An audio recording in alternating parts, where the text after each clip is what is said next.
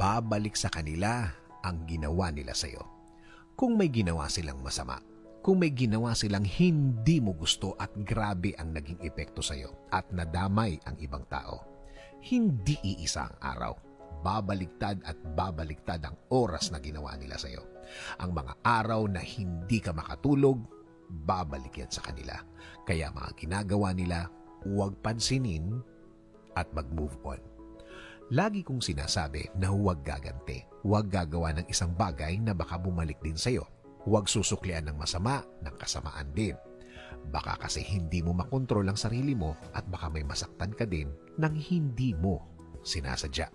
Minsan ang akala nila kapag nanahimik tayo, akala nila mahina ka. Akala nila tinatanggap mo ang pagiging api mo. Hindi. Hinahayaan mo lang ang dapat mangyari. Hinahayaan mo lang ang dapat na maging sitwasyon niya. Hinahayaan mo lang na makuha niya ang deserve niya. Kung hindi ka makikialam, alam ng Diyos kung paano maningil sa mga gumagawa ng masama. Alam ng Diyos kung paano sila disiplinahin. Basta hayaan mo lang siyang gawin niya ang kanyang duty bilang tatay mo.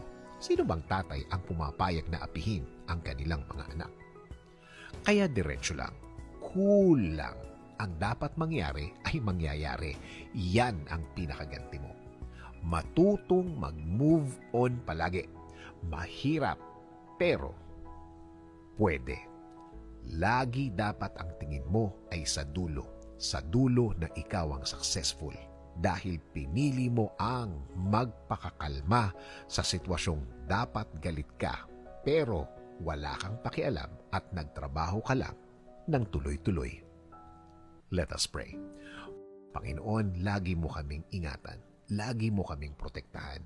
Lagi mo kaming ilayo sa mga taong walang alam gawin kundi ang manakit ng kapwa nila. Mag-isip ng masama sa kapwa nila.